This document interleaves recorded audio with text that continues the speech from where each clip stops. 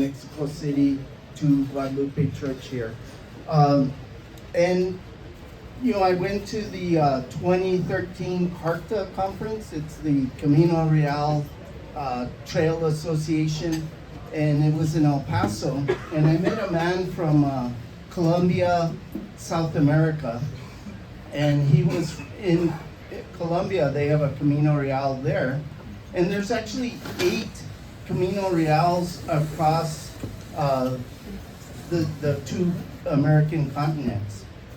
There's, of course, the California one and the Texas one, and ours right here. So each one of those towns or villages, probably has a history similar to Agua Fria's. And, it's in danger of being lost. So, we need some preservation efforts along those lines. The man from Colombia also told me that, what we think of El Camino Real, we think of the King's Highway or the Royal Road. And he said, no, that in 16th century Spanish, El Camino Real actually means the royally licensed road. And what that it was about is the king would provide you a license, and you could go on an expedition, and he would usually negotiate a percentage of whatever you found, you would pay him. And it was because the king didn't want to have to make roads and maintain roads and guard roads. So he just wanted an expedition to go off and do whatever they were going to do. And, when they went north, they didn't find all of this gold that they had found in Mexico City. So it was a smart proposition by El Rey. So I'm going to talk to you about Agua Fria Village. We're 5 miles southwest of the plaza. And we recently found through former state historian Hilario Romero that through the papers of Jose Montoya y Martinez, that the village was there back in 1607, if not before that. And we know that we have a list of the 1603 expedition out of El Paso, and some of those people actually wound up in Agua Fria. So we actually predate the city of Santa Fe. The Traditional Historic Community, or THC, is a preservation strategy that the village settled upon because, we looked at things like Jamestown and Williamsburg and like living history museums, and all of those were basically incorporated business entities. They weren't suitable to fit our particular village. So Javier Gonzalez and the Santa Fe County Commission and the villagers went to the Mexico State Legislature, and we had a law passed that created the traditional historic communities. And Representative, I think he was Majority Floor Leader, Ben Lohan carried the bill, and his attorney Frank Koppler did the bill drafting, and we had the first such legislation in the nation that didn't involve, say, incorporating as a municipality like Corrales did. The THC required us to be an identifiable village, community, neighborhood, or district that can be documented as having existed for more than 100 years, that includes structures or landmarks. And this is the actual language out of the statute. And that seemed rather straightforward to us. And then we started saying, well, let's go to the county commission and have them designate us a THC, a traditional historic community. And people started saying, my grandfather told me that his grandfather was born here in the village. And so that was kind of taking us back to about 1800. And so we went in and we met with the Santa Fe County Attorney, Steve Kopelman, and he said, not so fast. You know, that is hearsay. And you're going into an evidentiary hearing in front of the Santa Fe County Board of Commissioners. And, you know, unless you go to a district court judge and do some affidavits of your genealogy and have those in a packet, you know, we're not going to buy that as the evidence. And he said, you could have some other evidence. You could choose to do some photographs that were 1895 and before. And so we thought, well, that's not so bad. And then we went back and we realized, who in the hell could afford a camera back then? And then, well, if they bought a camera, where the hell would they have it developed, the film developed? And, you know, because the old-time photographers, they all did their own printing of pictures. So we had a woman that, I was going to say a gal or a girl, she probably was at that time, but Hazel Romero, she worked at the History Library and Photo Archives many, many years ago. And she started looking through the photo archives, and we have a picture of this on our little handouts, the 1870 photo of San Isidro Church. There was also a 1894 pear farm of Dr. William Haroon, and it's subtitled in Agua Fria Ranch. So, you know, that was like some of our proof. And then what we found too is the Museums of New Mexico staff at that time, you know, they could just hop on a horse, ride 5 miles southwest, and they would come to the most primitive village that they had ever seen. I mean, they were probably people from New York City or whatever, so they'd take some pictures of people growing corn or you know, working with mules or whatever the case might be.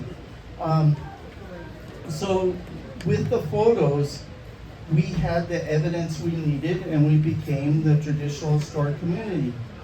Another village team I was on, we went to all the area libraries and bookstores, and we would pick up New Mexico history books and look through them, and we'd search the index for Agua Fria. And we knew that our previous names were also Pueblo Quemado, Ojitos Fresco, and so we looked for those 3 names, or even the guy that got the land grant, Roque Madrid, and there was nothing in any of those books. So I mean, it was like a total mystery. How did Agua Fria, you know, come about to exist? But you know, this started a search for identity that all of our residents really appreciated, and we're always sharing things. Now we have an Agua Fria Village Facebook site, and we post a lot of photos or files or that type of thing. You know, in 1996, we made a pitch for the El Camino Real de Tierra Adentro Museum that was jointly hosted by the U.S. National Park Service and the Bureau of Land Management. And we said, why don't you make it in Agua Fria? We have this Works Progress Administration Adobe building at the old Agua Fria Elementary School, and the school, Santa Fe Public Schools, said, you know, we don't want to maintain it anymore, an old Adobe, right? We'll give it to you for the museum. So we made our pitch, and it didn't go anywhere. And instead, you know, we were rejected for a remote site 10 miles south of San Antonio, New Mexico. that is now abandoned. So, in hindsight, maybe it would have been a better choice in the village. Our Agua Fria Village Association was incorporated in 1993, and we started as a neighborhood association, but we also did a lot of land use planning, and we actually requested capital outlay funds from the New Mexico legislature.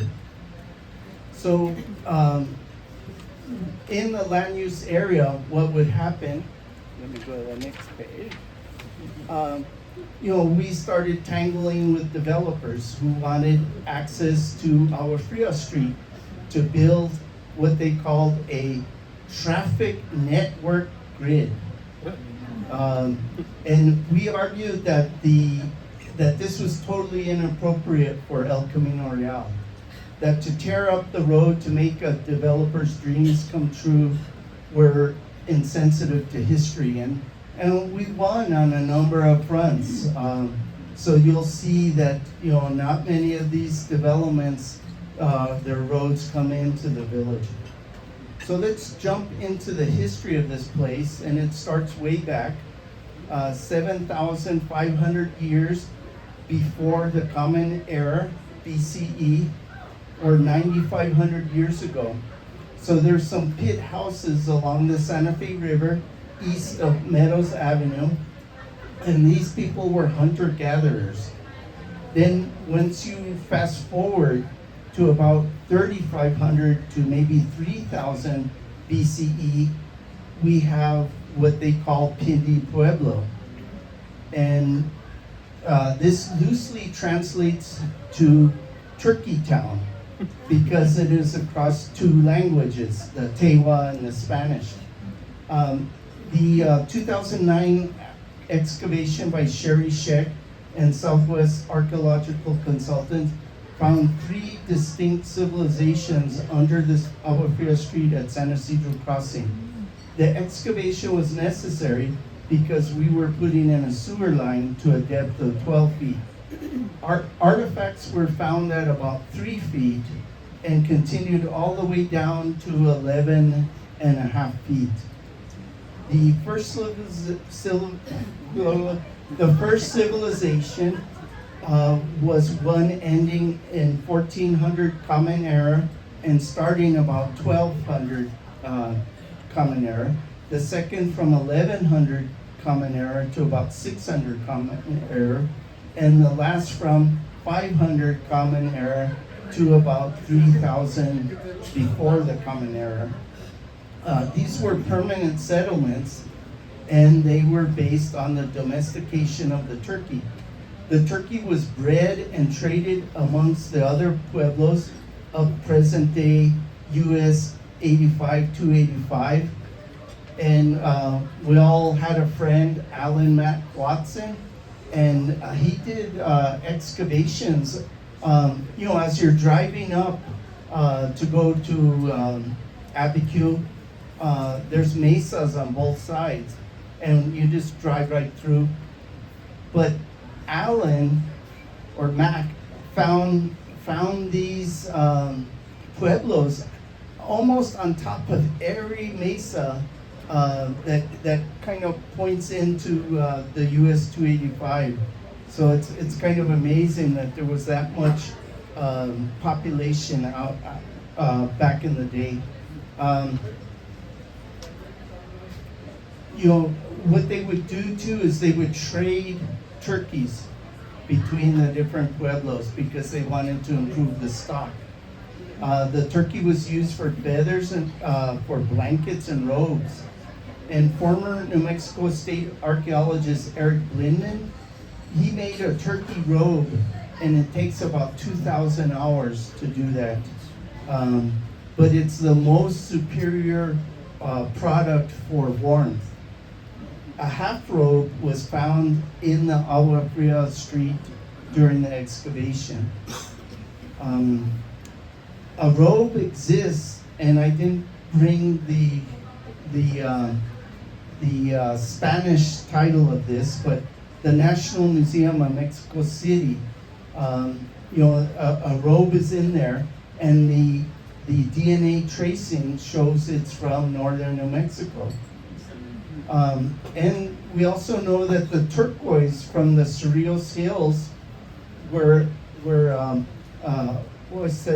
member Adelina Ortiz de Hill would ride her horse with Janie Calvin Sanchez, and I'm actually from that area.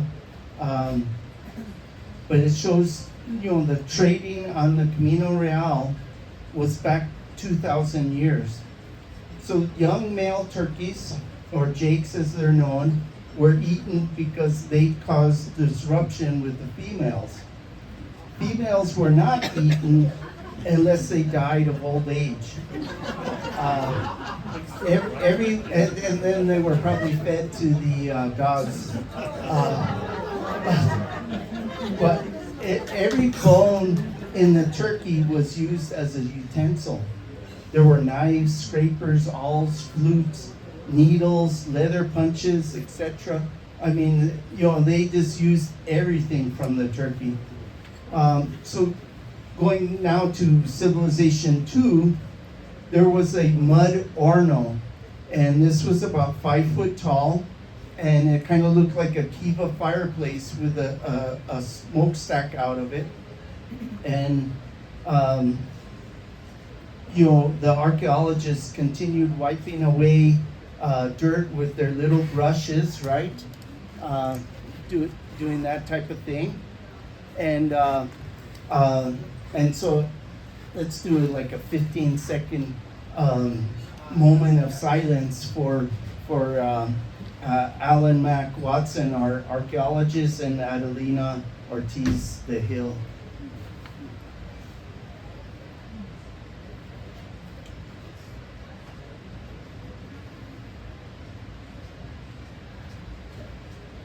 Okay. They were, I was just starting working with both of them when they kind of passed away, and, it's still touching, right? As the archaeologists were doing their little brushes, they found a pot on top of the orno. And so they continued with the little brushes, and there's a turkey in the pot. And so this really proves how important turkeys were for Pindi Pueblo, Turkey Town. The abandoned pueblo is claimed by its patrimonial pueblo, Tesuque Pueblo, and 6 bodies were found. They were all kind of young men. There were 3 men, 16, 17, and 3 men, 18. And their circumstances of this particular death have really never been officially released by Tesuque Pueblo. So we have a lot of theories about what was going on, but nothing was ever proven. Where is Tomas Mas? Oh, way back there. In 2014, Tomas Mas and myself participated in an excavation by Southwest Archaeological Consultants, but in the form of their nonprofit, the Rio Grande Foundation for Communities and Cultural Landscapes. The nonprofit had solicited donations to do the work at Agua Fria Community Water Association at their well and tank. And why that was necessary, why they wanted to do that is, like, every time a water line would break there at the tank, they'd send in the backhoe and they'd start digging, and out pops a skull or a bone, and so they had to stop until the on-call archaeologist would come down and say, well, this is whatever. And, so it might slow down work. And, if it's a water line break, you don't want to do that particularly. The Water Association gave money to the Rio Grande Foundation for Communities and Cultural Landscapes to do this excavation. So Tomas and I were shoulder to shoulder, slinging up dirt up onto piles, and then he got a break when the director of the project, Sherry Sheck, found out that he had a contraption that could go way above, and he could take some pictures of the excavation site, and so he got to do that, and I was still slinging the dirt. But we actually see that on the handout. It'll be the third one down. And the second one down is the 1933 excavation that was first done. But the third photo down, you can kind of see the water tank on the left-hand side. And these room blocks are just all around the water tank.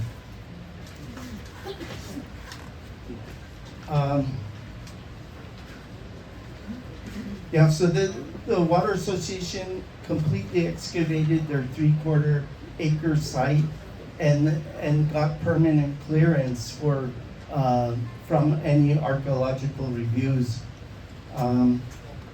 One interesting thing is that there was an 18th century Spanish colonial house that was actually found on top of the pueblo there, and this is apparently what we think was the Gonzalez house. The Pindi Pueblo, LA1, north of the Santa Fe River and Agua Fria Schoolhouse site, which is LA2, south of the Santa Fe River, were and this was the one-room schoolhouse that was built in 1890 and was dismantled in the 1940s. But these are two huge sites containing over 700 rooms for over 2,000 people, and possibly going up to 4 stories. LA2 is shorthand for Laboratory of Anthropology designation for that schoolhouse site. Dr. Henry Mee, a Santa Fe physician who switched to a career in anthropology beginning in 1929,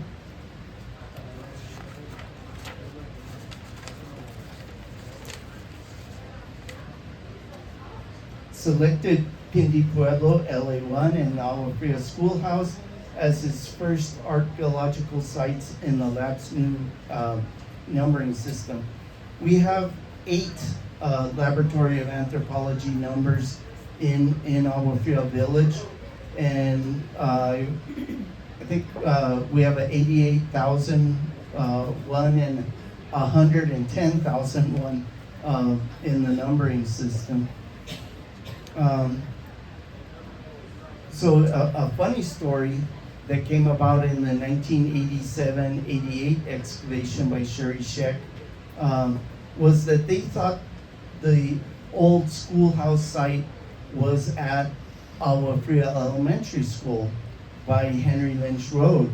So they were walking back and forth looking for the Stubbs and Stalling excavation in the 1920s and 30s, the picture above the water tank picture.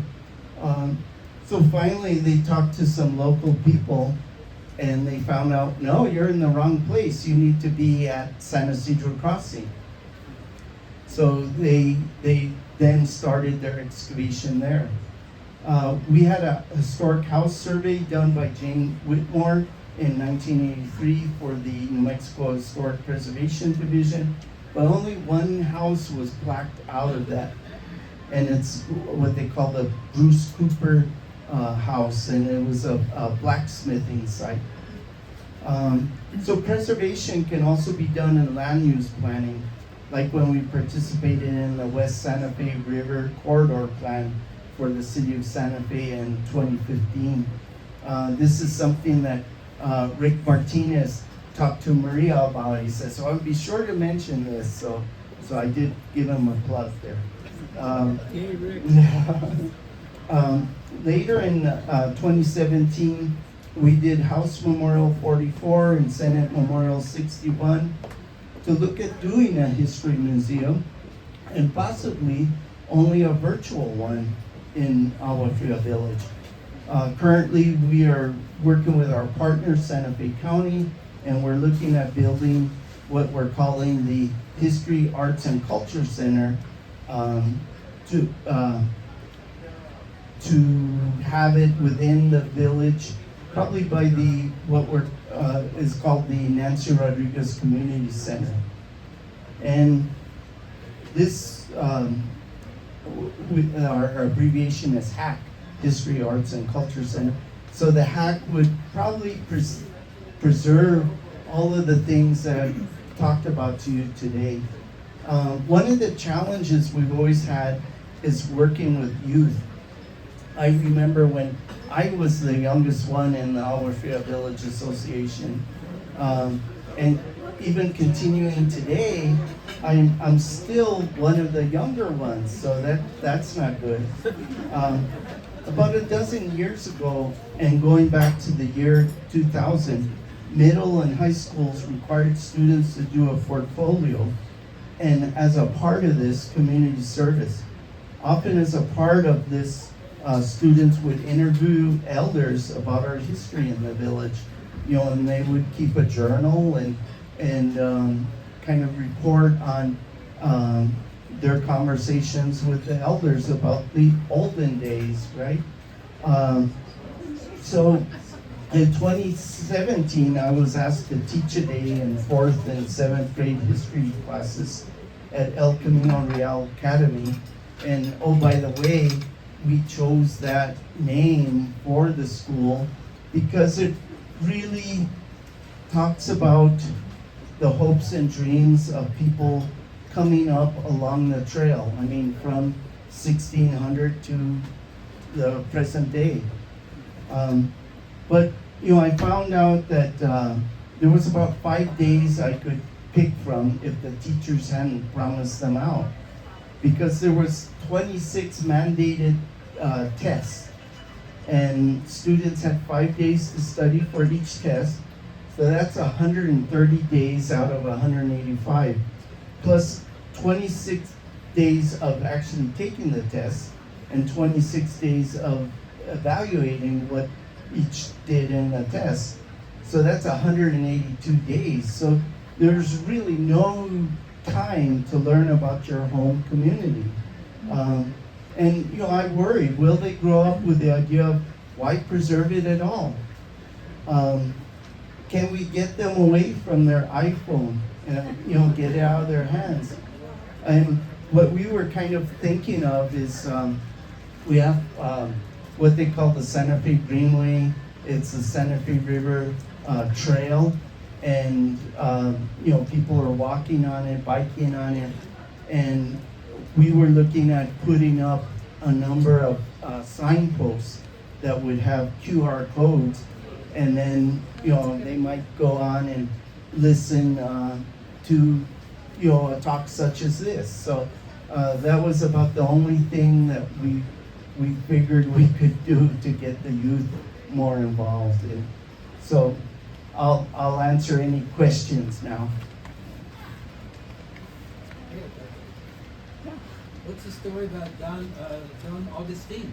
Oh, well, Maria kind of jumped the gun and posted it to the website, and I kind of answered it there, but he is generally considered the last guy to have ridden a horse and wagon on the Camino Real, at least, from Agua Fria to downtown Santa Fe. But of course, with war rationing, people started taking their wagons and horses out of retirement and using it, and they would use bikes. But the problem with bikes is everyone had taken their rubber tires to be part of the war effort. And so what they would use instead is they would wrap old garden hoses around the rim. Any other questions? Henry, In the back. I was just going to say, you should talk about some of the things you've done to keep the culture alive, and how often you do those things. Okay, so going back to the pictures, where are the pictures? Oh. So if we look at that first page, the 1919 Posadas, actually that's Los Pastores, the shepherds play. And we used to do that every year in Agua Fria. And then in 1990 or 1962, the director of the play was killed in a motorcycle accident. And Freddie Gallegos. And so we never did Las Posadas again after that. But we do or Los Pastores rather. I misspoke, I think. So we do Posadas, and we've been doing them mainly since about 1990, because I know like through the 70s we were doing them, and then it kind of fell apart, and we didn't have any organization to organize the different houses. But basically, Posadas are a novena, so a 9-day event before Christmas Eve. And so we would start on December 16th, and we usually have a general Posadas that everyone in the community comes together. And we've been having them now at the San Isidro Church, their parish hall. And we start there, and then people will take a day and then invite family members or friends to their own personal ones. So we'll have 8 days of personal ones, and then or 7 days, and then the very last day, Christmas Eve, we'll have a big, and actually the Rotuno Montano family usually has that, and they usually have about 200 people that come to it. So, so the next picture on the front page is when the Fiesta Council came in 2016, and the river's running. I don't know if we can really see that, but that's the river blessing, and it's on El Dia de San Isidro. So San Isidro Day on May 15th, and that's the date that the saint died in 1130. And we there's actually a little bit about that you're probably all familiar with the picture in the Rosario church, and it shows the Vargas and soldiers behind him, and they're praying to La Conquistadora, Our Lady of Peace. And so the idea was, that happened at Rosario. Well, if you look at the Vargas's journals, it actually says that it happened at Pindi Pueblo. It was done in a ruins. They unpacked the lady from, she was wrapped in muslin, and they unpacked her and had a mass to her. And and they asked for a peaceful reconquest, which basically it was. The Native Americans that were occupying the plaza, they were very disenchanted with everything going on. Popeye, their leader, had died, so they were all kind of disorganized. And De Vargas went back to El Paso, but with the idea he would return the next year as a peaceful thing. And when you look at De Vargas's journals, he says that on, I forget what day it is, but on that day that he goes to the plaza, they're coming up by what we call today as Torreon Park, and it's the Godet de Lucero. He was a captain, and he had this Torreon built that was kind of by where the Torreon Park is. And they saw 2 Native Americans on top of it, watching them coming up, and then they went down, and then they went to the plaza to say, you know, well, the Spanish column is coming.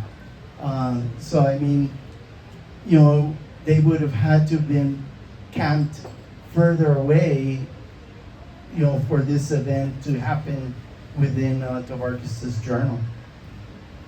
Okay. Oh, yeah. Oh, I should get.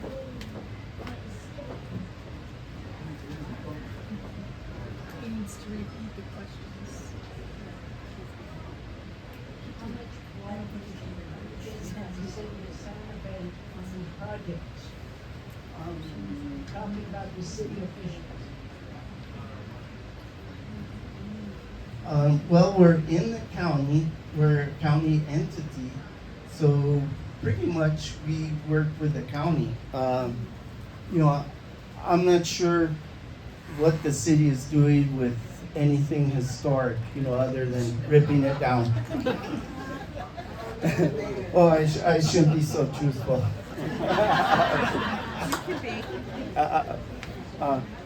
William, as usual, as today, there were about 10 people here that are not on Facebook, so they haven't seen what I posted. So, to me, Celso Gallegos, there's probably so many things that you could say about him, and I know how special a person he is to the village, so. Yeah, so, you know, people in Agua Fria really didn't have any money. They did everything with barter. You know, I was looking at the 1860 census, and it lists a few farmers that make more than $100 a year. And then in 1870, all of a sudden we got 2 farmers that make more than $500 in a year. So I mean, you know, and I think what the census is saying is that the value of their crops was more than $500. But you know, we're very humble, very religious.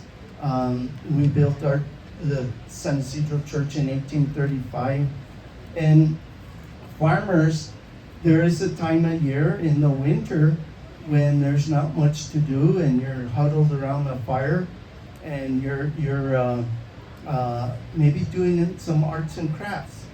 And Celso Gallegos was our guy who really excelled at it.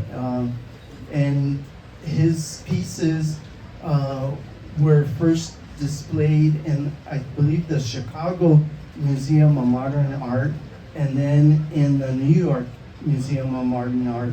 And then that created kind of an underground economy, arts economy, where, you know, his pieces went out all over the country.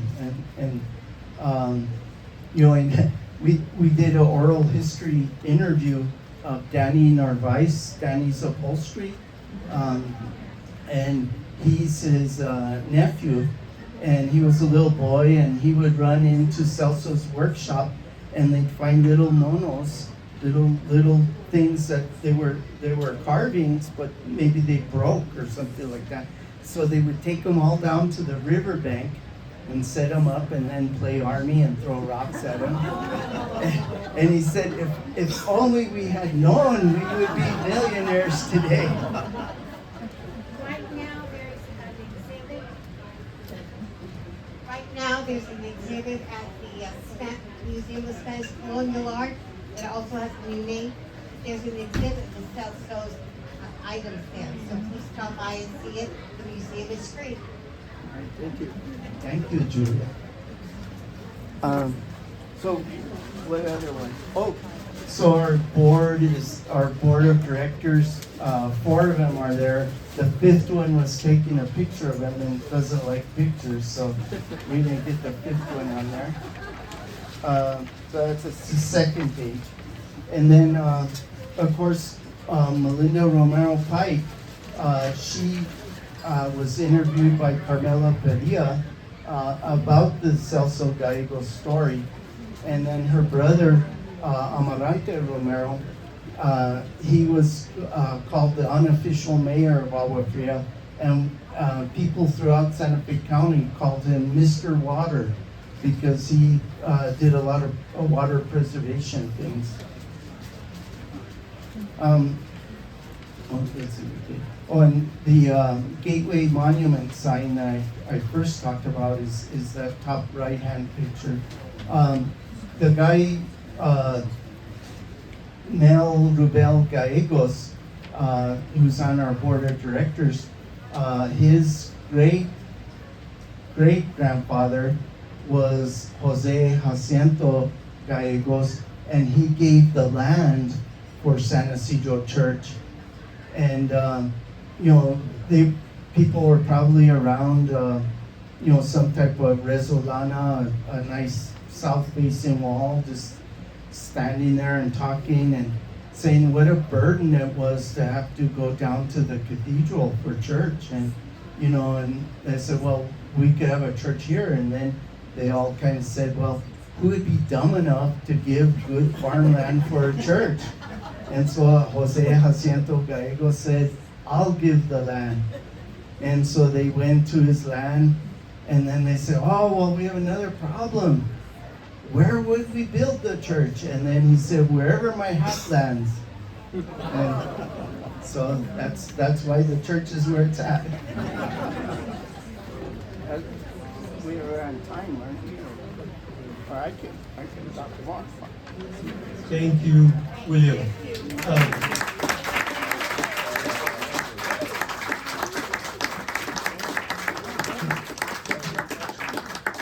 You might not know that William is also one of our original members of Voces de Santa Fe. And he also mentioned Adelina Ortiz de Gil. She is one of Voces' co-founders. So there's somewhat of a story there. But just a couple of quick mentions. Voces is 15 years old this year. We have 2,700 members worldwide. And also I just had a couple of questions. People have asked about the symbol on our hats. We have obtained official permission from Zia Pueblo to replicate that, so no worries there. Thank you, everybody. Maria, you want to say a few words? 50 people signed up and 50 people came. Yay!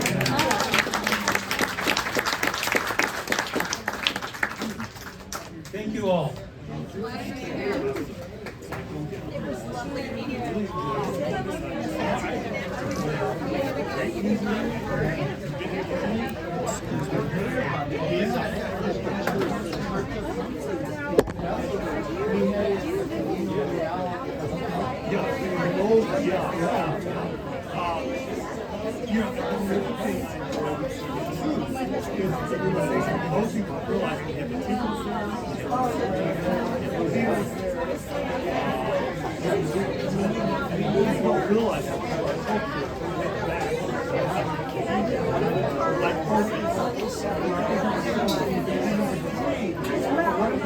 I saw coming out of Mexico. It's very well, it's a historical road. It's very well documented. So we're not doing that in New Mexico. And oh, you too, good. They're talking about. Oh, yeah, so. Well, we have to stand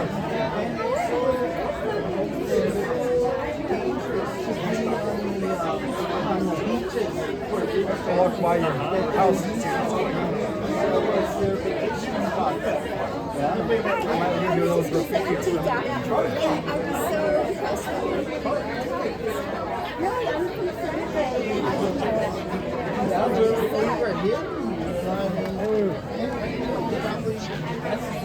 Yeah.